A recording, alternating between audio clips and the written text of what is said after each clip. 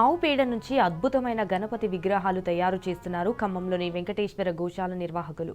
వినాయక చవితికి గోమయంతో చేసిన విగ్రహాలని పూజించాలని పిలుపునిస్తున్నారు.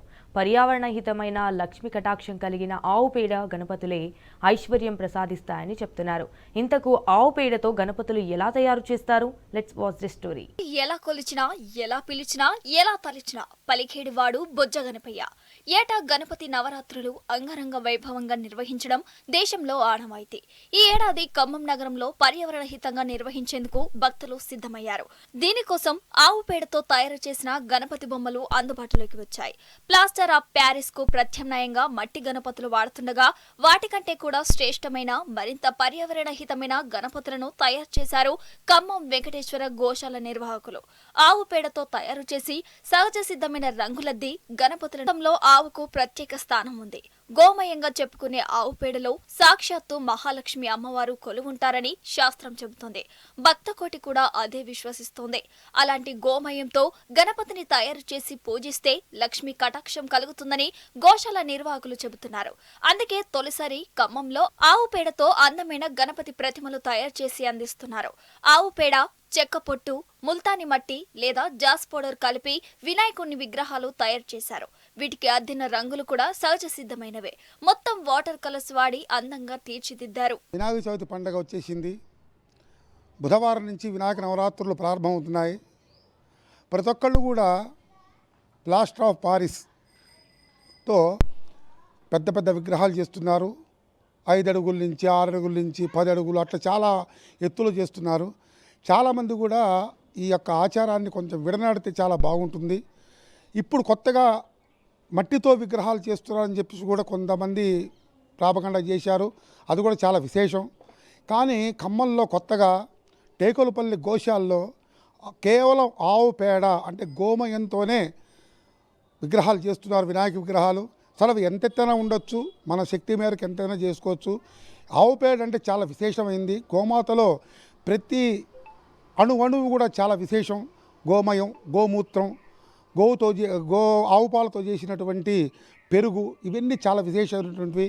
కాబట్టి ఆవు పేడతో చేసినటువంటి విగ్రహాన్ని చాలామంది ప్రోత్సాహకరంగా ఉంటుంది.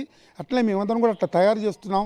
ఆ గోమయంతో చేసినటువంటి విగ్రహాన్ని పూజిస్తే శ్రేయోభివృద్ధి కలుగుతుంది. అదేవిధంగా అది నిమజ్జనం చేసిన తర్వాత, నీళ్ళల్లో నిమజ్జనం చేసిన తర్వాత ఆ పర్యావరణానికి చాలా మంచిది. దాంట్లో ఉండేటువంటి సారం మొత్తం కూడా కరిగిపోయి పంటలకి వీటికి మొత్తం కూడా చాలా మేలు జరుగుతుంది. నవరాత్రులు చాలా విశేషమైనవి కాబట్టి చాలామంది ఆవు పేడతో చేసుకోవాలని కోరుతున్నాము. అందం, ఐశ్వర్యం మాత్రమే కాదు, ఆవు పేడతో తయారు చేసిన గణపతులు పర్యావరణ హితమైనవి కూడా. నవరాత్రులు ముగిసిన తర్వాత ఈ గణపతులను ఎక్కడైనా నిమజ్జనం చేయవచ్చు. తులసి కోటలో లేదా మన ఇంటి ఆవరణలోని పళ్ళ మొక్కలు, పూల కుండీల్లోనూ సులువుగా నిమజ్జనం చేసేయొచ్చు. ఆయా మొక్కలకు ఎరువుగా మారి ఎదుగుదలకు ఉపయోగపడుతుంది. అతి సులువుగా భూమిలో కలిసిపోతుంది. నదులు, కాలువల్లో నిమజ్జనం చేసినా ఎలాంటి హాని ఉండదు. అందుకే గోమయం గణపతులు వాడాలని ప్రకృతి ప్రేమికులు, గోశాల నిర్వాహకులు కోరుతున్నారు. ఇండ్లలో గణనాథులను ప్రతిష్ఠించే వారికి గోమయం గణపతి శ్రేష్టమైనదని చెబుతున్నారు. విగ్రహం ధర కూడా కేవలం 100 రూపాయలే. ఖమ్మం టేకులపల్లి గోశాలలో గోమయంతో చేసిన వినాయకులని వితరణ చేయటం తెలిసిన విషయం తెలుసుకొని ఇక్కడికి మేము వచ్చామండి తీసుకుందామని. అది చాలా విశేషంగా, ఇలాంటి గోమయంతో చేసిన వినాయకుడు అంటే చాలా విశేషం కదా, ఆ ఉద్దేశంతో వచ్చాం మేము. చాలా బాగున్నాయి వినాయకులు కూడా.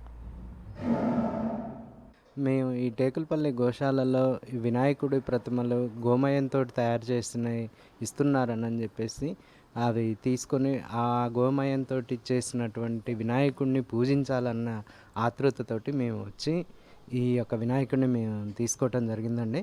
చాలా బాగా అనిపించింది. బయట అందరూ కూడా క్లేతోటి తయారు చేసిన ఇవన్నీ అమ్ముతున్నారు కదా, పర్యావరణ పరిరక్షణ నివారణార్థమై మేము ఈ యొక్క వినాయకుడిని తీసుకోవటం జరిగిందండి.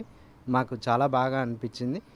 ఈ గోమయంతో చేసినటువంటి వినాయకుడు చాలా మనకి ఇంట్లో అన్ని శుభకార్యాలను ఇస్తుంది అని మేము మనస్ఫూర్తిగా కోరుకుంటూ ఈ యొక్క వినాయక చవితిని ఈ విధంగా జరుపుకోవాలని నిర్ణయం చేసుకున్నాం.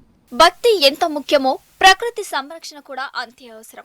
గణపతి పూజ కోసం హాని చేసే రంగులు, పదార్థాలు వాడే కన్నా పర్యావరణ హితమైన ప్రతిమలు వాడితే పుణ్యం, పర్యావరణ పరిరక్షణ సాధ్యమవుతుంది.